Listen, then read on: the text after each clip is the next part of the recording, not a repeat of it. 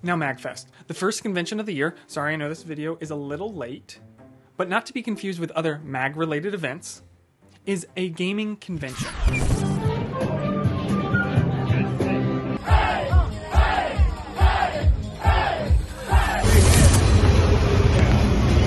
Now Magfest is a wacky wonky type of situation for a couple reasons. The most importantly is that it is a 24-hour show, including the vendor hall. Now this gets a little weird for the artists. Now you're not required to stay all 24 hours. However, you are required to stay at least 8 hours each day, and it's a 4-day event. Now collectively, most artists have decided to show up around 10 or 11 in the morning and then stay till they just can't handle it around 9 or 10 at night. Already a very long day. Now, but what if you're an intellectual, one of the select few that have decided to stay all 24 hours? This raises a couple questions. A, do you hire an assistant to take on that night shift? B, do you stay all 24 hours yourself? And if you do, well, do you even need a hotel room? You're already there the whole time. Where do you sleep? Where do you shower? Now, this creates somewhat of a refugee feeling within the hall. Now, you might ask yourself, why would any artist do this? Well, it creates some potential, some possibilities, some opportunities for money. So, for a little context, the famous thing about Magfest is that it has this huge arcade that's also 24 hours. It's enormous. It's glorious. As a sweaty nerd, I'm in love. And you know us, sweaty nerds. We're going to be in there all night. We don't sleep. We'll be sweating until the sun comes up. And it's in the exhibition hall, so we won't even know when the sun comes up. Now, the crazy thing is, to get to this arcade, you have to walk through the vendor's hall. There's no other way to access it. Now, if you're one of these sweaty nerds, like myself, walking through at 4 a.m. to get to your favorite rhythm game that you're going to grind all night till your fingers bleed, well, you have to walk through the vendor's hall. If all these artists are fast asleep, and where else are us sweaty nerds going to get our titty anime waifu body pillows or our favorite Genshin Impact keychains? Now, you're my only option, so even if your art kind of sucks, the potential for sales is vast. Or at least that's the theory. Welcome to Magfest.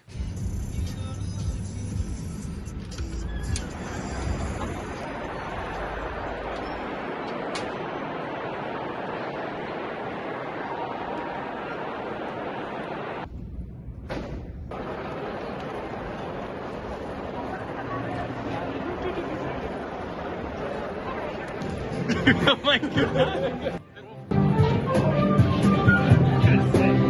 So Thursday is a half day. We start the show at about 2 p.m. and then I think we went till about 9 o'clock at night and then kind of called it a day. We really wanted to go to the arcade and kind of have some fun. I think we ended up making about $1,800 for a Thursday, which isn't crazy, but isn't too bad. Thursdays normally aren't the best for sales.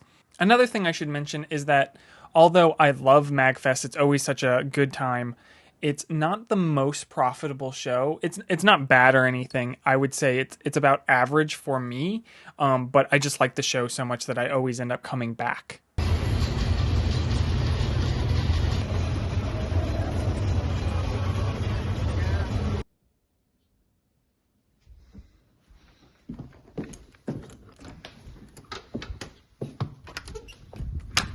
So there ended up being a blizzard in the middle of the night, which is a little unusual for the DC area, apparently. I was worried this was going to hurt sales, but seeing as everybody was already in the convention center, Friday ended up being my best day, oddly enough, which I'll go into a bit later.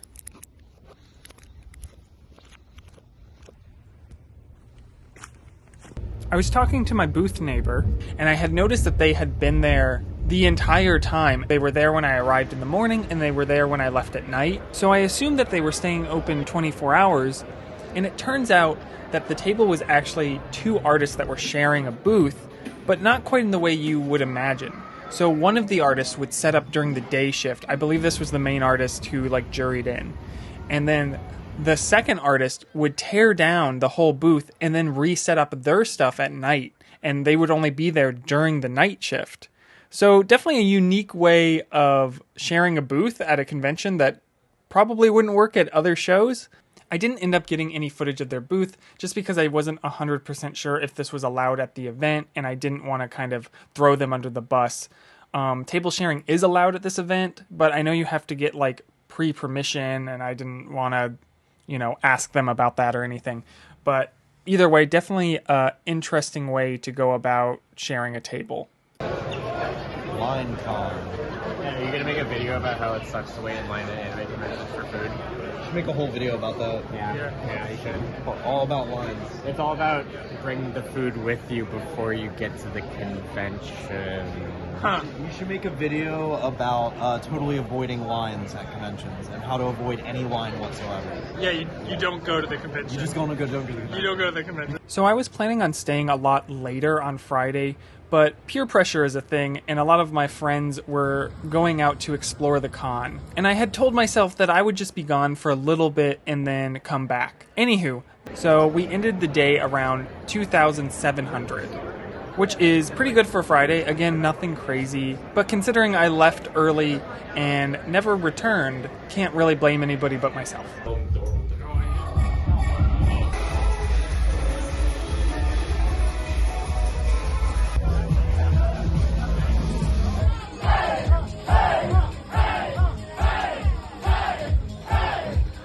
Magfest is definitely a party con, in case you hadn't realized.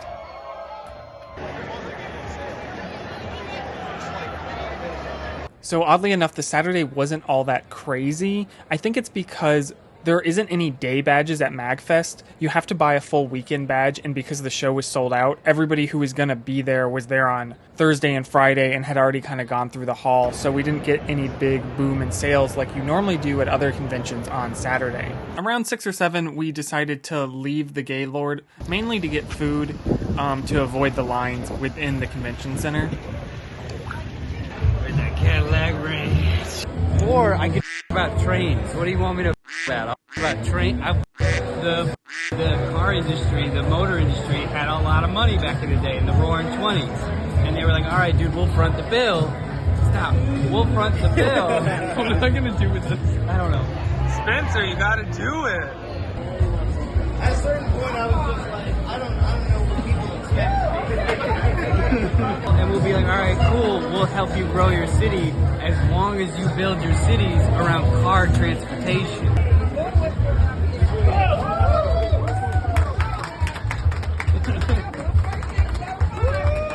So that's why America has so much shitty-ass highways and so many goddamn cars and highways, and there's no Vikings, and there's no nothing. After getting dinner, I then headed back to my booth for a couple hours.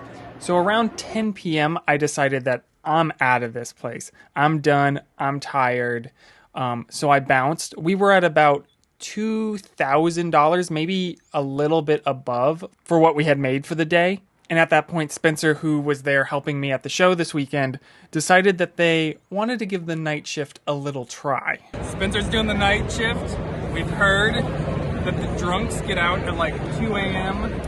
to 4 a.m. when they kick everybody out of the arcade for cleaning. We'll see how he does. We'll see how it goes. We had heard from one of our neighbors who had done the night shift that everybody gets kicked out of the arcade for about an hour while they do cleaning in the middle of the night. And during that time, sales really pop off, supposedly. I've had two accounts for the night shift. I've had one account against the night shift. It's really a gamble at this point. I'm very curious to see how this goes. It's just about 10 p.m. right now. Yeah. Okay. We'll see how he does. We'll see how this goes. Yeah. Oh yeah, I haven't seen anybody sleep in the convention hall this year. I did see somebody I was like, at what point do I just sleep here behind the desk? And then you just get here to be asleep.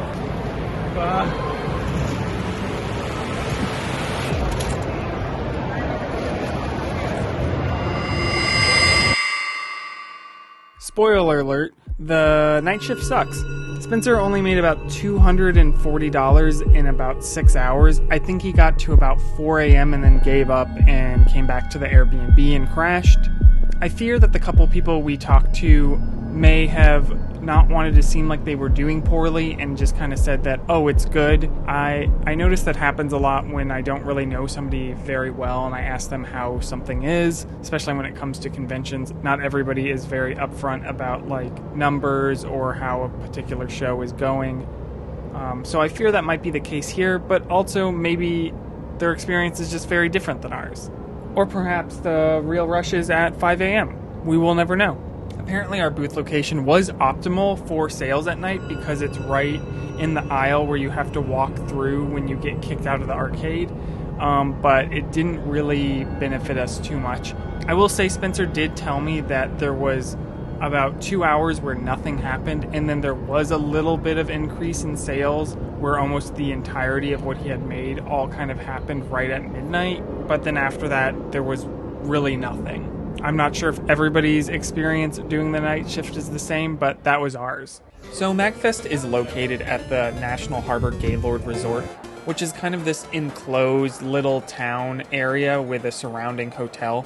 It's a really cool venue. However, everybody, including all of the attendees, obviously want a room at the Gaylord, as you can just go up the elevator, be in your room, go back down the elevator, be at your booth, which kind of causes an issue where it's very hard to get a room at this location.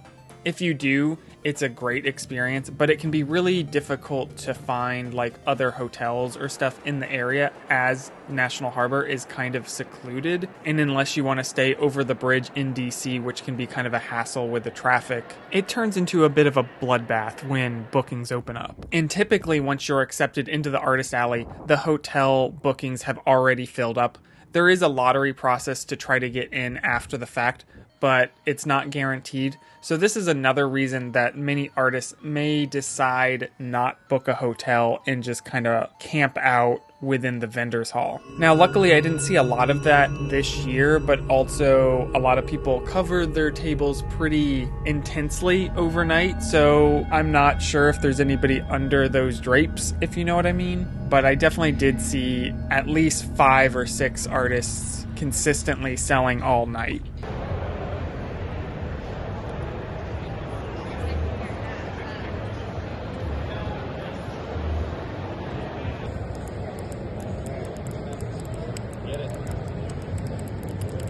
Sunday ends at around 3 p.m., so it's a very short day, but it's normally a really good day for sales. Everybody's kind of doing their last-minute shopping. We ended the day around $2,400, so just above $9,000 for the entire weekend. Not so bad.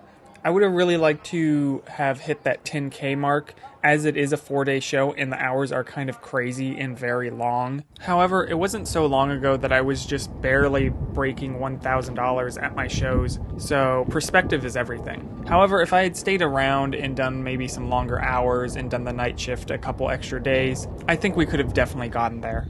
Okay. For you math nerds out there, let's do the breakdown. I made $9,170 in total, but what did it cost? So the booth fee was $340, not too bad. That's the cost of vending there. And then I had to fly there because I live in LA all the way to DC. Quite a long flight. $368.96. And then the cost of the Airbnb or my lodging fee was about $700. Food cost me about $300 for the weekend, and then I had to ship some stuff prior to the show, was about $240.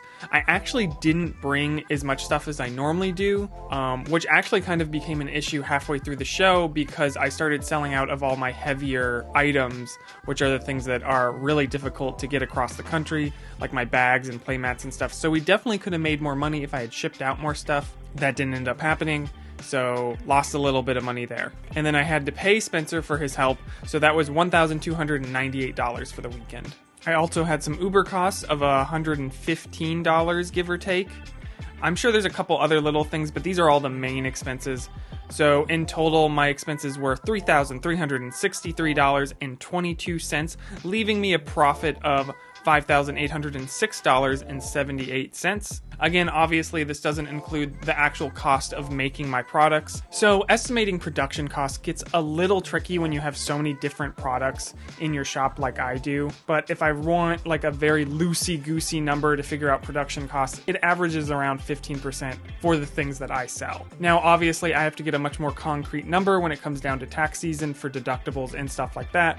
But This way I know relatively whether I'm in the green or not. If I sold just apparel or something like that, my production costs would be a lot higher. They could be around like 40-50%. I've seen some crazy numbers when it comes to apparel. If I sold just print products, then that number might be even lower. I'm also able to buy things in bulk, and I'm pretty confident that I can sell most things that I produce. So obviously if I make like a dud product, you know, that's going to be a loss to me. But also, I'm not really doing this to get rich. Like, any profits that I typically make, I just normally invest back into my business because I enjoy making art. You can start to see how profits start to whittle down very quickly for travel shows. Luckily, I really enjoy Magfest, so it's kind of like a paid vacation for me, which is one of the main reasons I go. But anywho, like and subscribe, whatever. If you have any other unique or crazy conventions that you guys know about, please let me know in the comments below. I would love to check them out. I'm always looking for unique venues to kind of try out.